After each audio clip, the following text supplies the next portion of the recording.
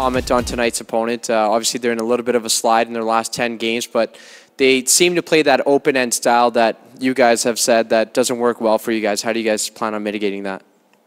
Well, they're a deep team, one of the deepest teams in the West and have been for years. They're well built, well constructed. Their older players have been with them for a long, long time. Heck, I knew them when they were young. And they're obviously looking at the way things are right now that this might be their best chance. So I know they're going through a little bit of tough time right now, but knowing those players as well as I do, and knowing the coach, they'll be ready.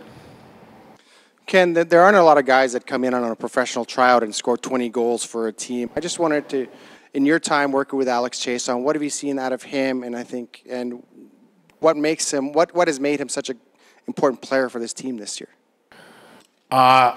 For me, he knows what I call spots and spacing as well as anybody, so he knows where to go to get the open shot in the offensive zone. He's what's called a pocket player. He's a guy that works from dot to dot in the offensive zone and knows exactly where to go to get the puck. He can read coverage. He can read how to get open out of coverage, and he's always in a shooting position in that shooting area. So to me, you know, obviously the knock on Alex before was foot speed, but when you know how to play in those zones, and you can play inside that dot-to-dot area, that you're going to always get your scoring chances. You just look at him on the power play.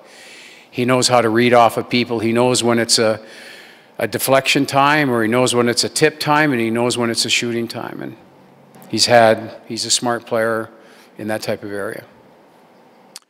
Ken, in your experience, you know, can a team that maybe struggles down the stretch a little bit flip that switch come playoff time and you know, become that dangerous team that can, you know, make a run in the playoffs? Well, for all intents and purposes, our season ended in the loss to Dallas. We poured everything we had into that hockey game. I look back on it on my situation.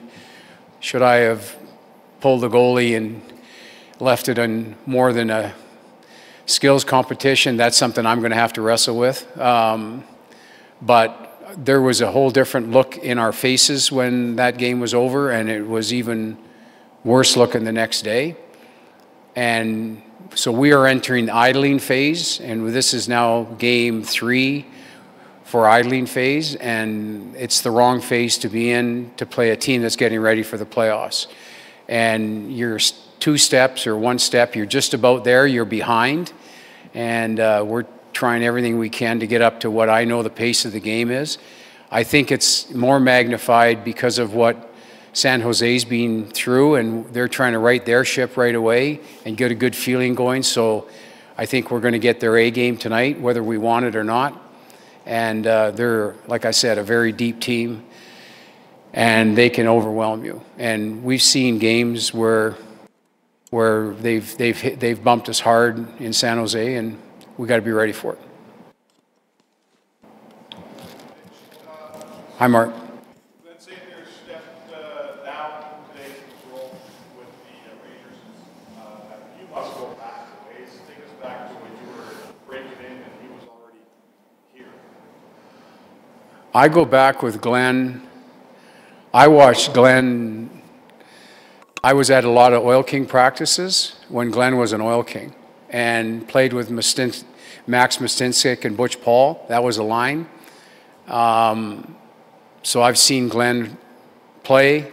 He wasn't a very good player, and I've seen him run the Oilers. I've been interviewed for jobs with him and been scared to death at the interview. And then now we're good friends. And he's meant a lot to me personally. He's helped me in a number of ways personally. And in talking to him over the last 3 or 4 months, I kind of got the feeling that he was running on empty, and this isn't surprising, but man, he's been a great ambassador, and especially for this city.